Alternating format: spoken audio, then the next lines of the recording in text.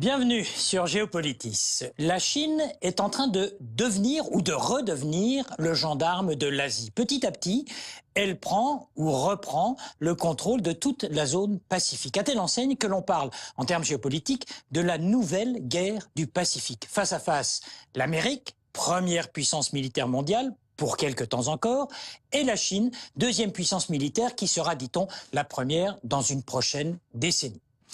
Les spécialistes appellent ça un déplacement d'épicentre. Pendant des années, c'est la zone atlantique qui avait la vedette. À présent, c'est la zone Pacifique qui focalise les tensions et les rivalités entre les deux capitales, Pékin et Washington. Pourquoi? Mais parce que l'Amérique, en déclin relatif, entend y conserver sa prééminence et parce qu'elle veut à tout prix limiter les ambitions économiques et politiques de la Chine en pleine expansion. Géopolitis s'interroge sur ce double constat du Pacifique, une Amérique qui n'envisage pas d'y perdre sa place et une Chine qui entend y retrouver celle qui, historiquement, était la sienne. On n'a jamais autant parlé de la mer de Chine, une zone où le pouvoir chinois veut faire savoir qu'il est chez lui, que c'est sa zone d'influence, une zone économique de première importance. Prenons un exemple. Un rapport tout récent rédigé par Pékin révèle que dans ces zones maritimes dormiraient quelques 213 milliards de barils de pétrole. En gros, c'est l'équivalent de 80% des réserves de l'Arabie saoudite. Quant au gaz naturel, les réserves seraient égales à 5 fois celles des États-Unis. On comprend mieux ainsi les enjeux de l'affrontement. En réalité, on parle de deux zones. D'abord, la mer de Chine orientale, entre Taïwan et le Japon, avec ces toutes petites îles devenues célèbres l'été dernier, les îles Senkaku, disent les Japonais, les îles Diaoyu, comme les appellent les Chinois. Confrontation maritime impressionnante, incidents navals, plaintes officielles et réflexes nationalistes exacerbés dans les deux pays. Mais il y a plus au sud, la mer de Chine méridionale avec là encore des îles, des îlots, des atolls, les îles Spratly, Paracel ou l'atoll de Scarborough, bref, des territoires revendiqués par les uns et par les autres. L'Indonésie, le Vietnam, Taïwan, la Malaisie, les Philippines. Tous ces pays dépendent de Pékin pour leur avenir économique. Mais tous font appel à l'autre puissance du Pacifique, l'Amérique, car ils ont plutôt historiquement peur de la Chine, de ses velléités de prépondérance régionale et surtout de sa puissance militaire, telle qu'elle s'affiche par exemple lors des grandes célébrations officielles comme ici le 60e anniversaire de la Révolution.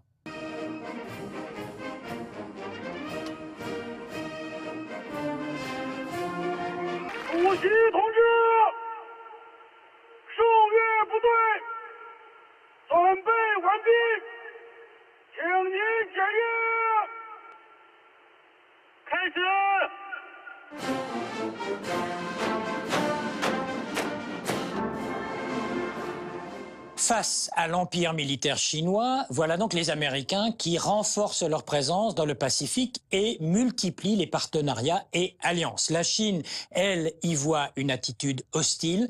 C'est une situation qui peut rappeler les temps de la guerre froide, mais à une grosse différence près. Entre les États-Unis et l'URSS, l'affrontement était d'abord idéologique. Cette fois, entre Washington et Pékin, la confrontation est d'abord et surtout d'ordre économique.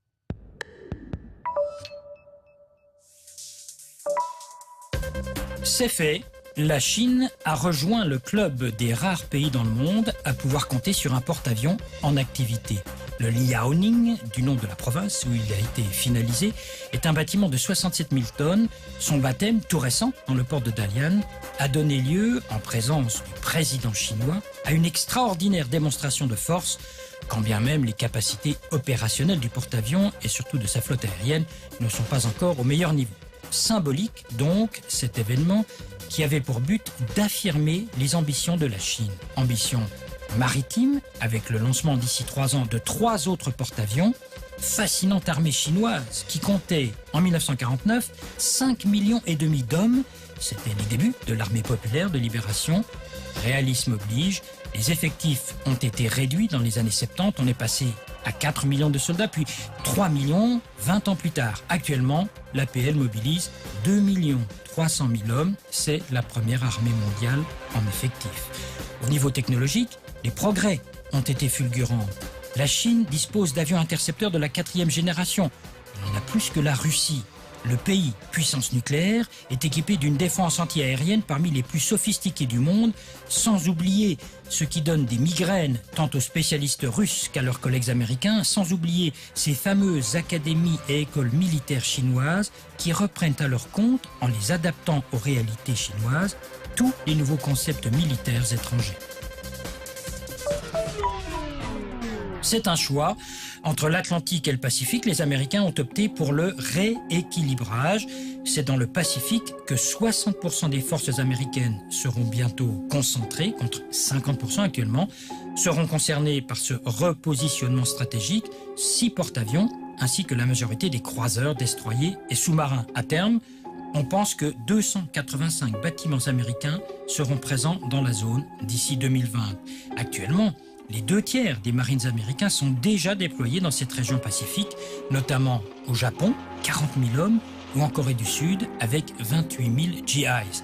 Des effectifs qui seront renforcés alors que les dernières forces américaines quittent l'Irak, tandis que d'autres entameront à la fin de cette année leur retrait d'Afghanistan. Par ailleurs, les États-Unis veulent poursuivre et renforcer leur politique de partenariat avec divers pays de la région. C'est le cas avec les alliés traditionnels, le Japon, l'Australie, mais aussi les anciens adversaires, comme le Vietnam. Dernière initiative américaine, développée lors du récent sommet de coopération économique Asie-Pacifique, un projet de zone de libre-échange réunissant 10 pays de la région, totalisant 1/3 du PIB mondial, les États-Unis, l'Australie, le Chili et le Japon, entre autres. Mais pas la Chine.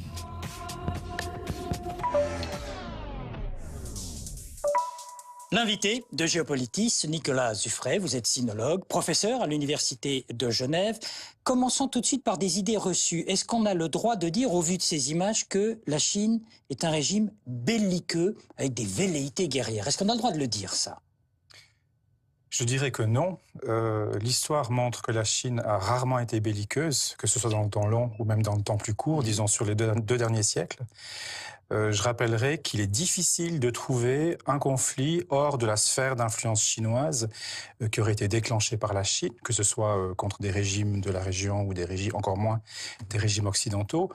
Et même depuis 1949, c'est-à-dire depuis la fondation de la République populaire, la Chine a finalement été engagée dans assez peu de conflits. Il y a eu la Corée, il y a eu le Vietnam en 1979. Il n'y a pas eu grand-chose d'autre. Mais elle a le sentiment d'avoir été humiliée quand même. Oui, alors le sentiment d'humiliation, il est... Ça ne veut pas dire qu'on a envie de faire la guerre, mais on a envie de se défendre quand on a connu l'humiliation. Exactement, avec un esprit de revanche qui est peut-être quelque chose de nouveau aussi. C'est vrai que la Chine, depuis 1839, donc la défaite, enfin la guerre contre l'Angleterre, a connu un siècle catastrophique jusqu'en 1949, avec un ennemi principal, le Japon, ce qui explique aussi un certain nombre des circonstances actuelles. C'est un siècle d'humiliation, plus jamais ça. Ça explique d'une part que la Chine se considère comme ayant le droit d'avoir une armée forte et digne de ce nom. Ça explique aussi probablement une partie des gesticulations actuelles. Et comme vous le disiez, c'est sa sphère d'influence. Oui, il ne s'agit pas là pour la Chine d'aller loin ou dans l'Atlantique. C'est le Pacifique, c'est chez elle. Vous vous souvenez des missiles soviétiques à Cuba? Oui, voilà. Comment ont réagi les États-Unis? Il faut s'imaginer qu'actuellement la Chine a, dans des distances tout à fait comparables, voire moindres, 3-4 fois Cuba. Vous avez des dizaines de milliers de soldats américains en Corée du Sud, la même chose au Japon. Vous avez les Philippines qui sont pas très très loin non plus, avec des bases américaines. Taïwan, il n'y a pas de base américaine, mais enfin c'est quand même aussi sous la coupe des... Enfin, il n'y a pas de missiles nucléaires directement pointés sur la Chine. Du moins, on ne le sait pas. Je ne pense pas, en tout cas on ne le sait pas, mais si on regarde la façade maritime chinoise, du point de vue chinois et pas d'un point de vue occidental, il y a quand même un peu les autorités chinoises, les militaires, les stratèges peuvent avoir quand même un sentiment d'enfermement pour les raisons que je viens d'indiquer. Toute cette façade est quand même dominée par les États-Unis avec leurs alliés donc dans la région. Alors d'où cette gesticulation militaire assez impressionnante, hein. Encore une fois, on a vu les images, voilà ce porte-avions. Alors vraiment, le monde entier est convié à l'inauguration de ce porte-avions, à la mise en service. Il y a un côté très démonstratif pour plaire à qui? Au peuple chinois, pour plaire à l'armée chinoise elle-même? Il faut contenter tout le monde? Il y a un côté pour rassurer? Il y a un côté démonstratif qui s'explique probablement par la volonté de montrer que la Chine est une puissance qui monte. Ça, c'est quelque chose qui est tout à fait évident, et puis ça correspond dans une certaine mesure à une réalité. Il y a probablement aussi une volonté de montrer que l'armée en tant que telle est puissante, et ça, c'est aussi un message qui est à destination interne. Pourquoi elle n'est pas si homogène que ça, cette armée ?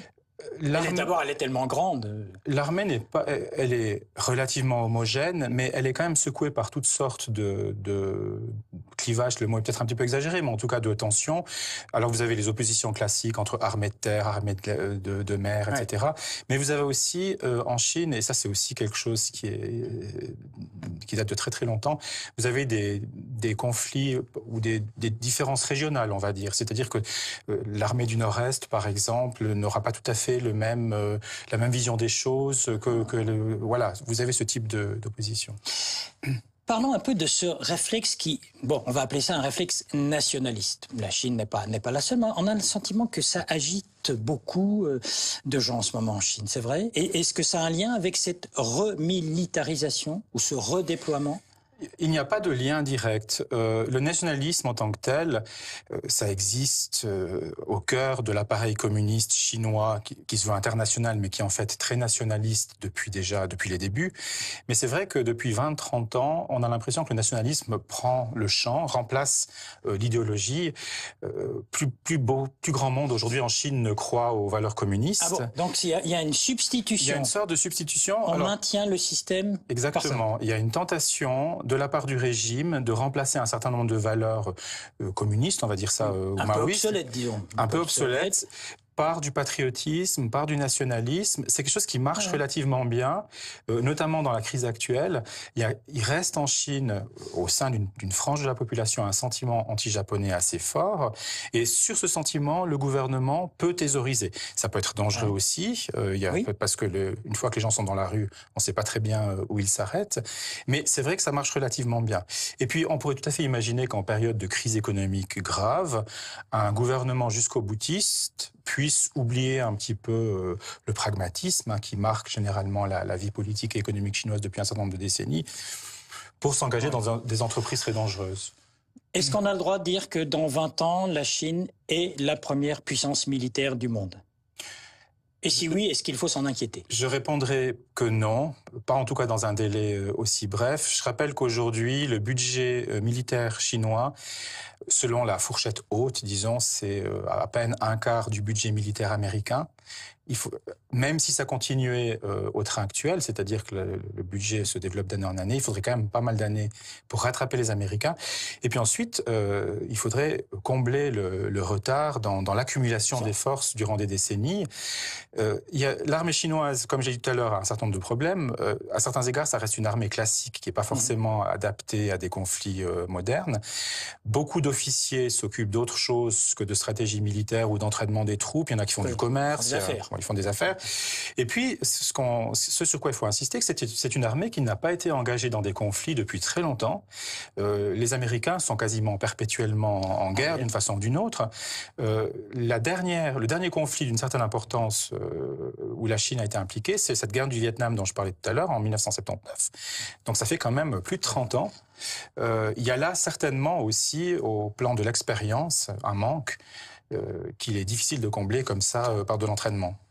Merci Nicolas Dufray. Je rappelle que vous êtes sinologue, professeur à l'Université de Genève. Merci à vous. Merci beaucoup.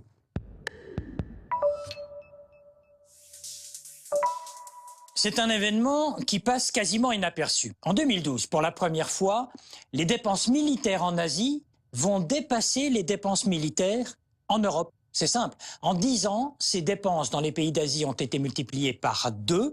Et en Chine, c'est ce qui nous occupe, en 10 ans, elles ont été multipliées par 4. Les spécialistes ont fait un calcul savant et fort précis. En l'an 2000, les Chinois dépensaient $5 000 par an et par soldat. En 2011, toujours par an et par soldat, la dépense était de $23 000. Faites le calcul de ce que cela donne avec une armée de 2 200 000 hommes et femmes. Autre donnée géopolitique, il y a 7 ans, L'événement, c'était que la Chine venait de dépasser le Japon quant au titre de premier budget militaire d'Asie. Aujourd'hui, la Chine est au 2e rang mondial, juste derrière les États-Unis, à ce rythme. Et c'est bien ce qui inquiète les États-Unis, lesquels mobilisent leurs alliés à ce rythme. En 2050, le budget de la défense chinois pourrait égaler celui de l'Amérique. Or, en matière militaire, ce n'est pas forcément dans l'égalité des forces que l'on assure l'équilibre du monde. Et sur la page web de Géopolitis, préparée par David Nicole, vos questions à notre invité en vidéo: comment la Chine se réarme, des éléments de cartographie pour visualiser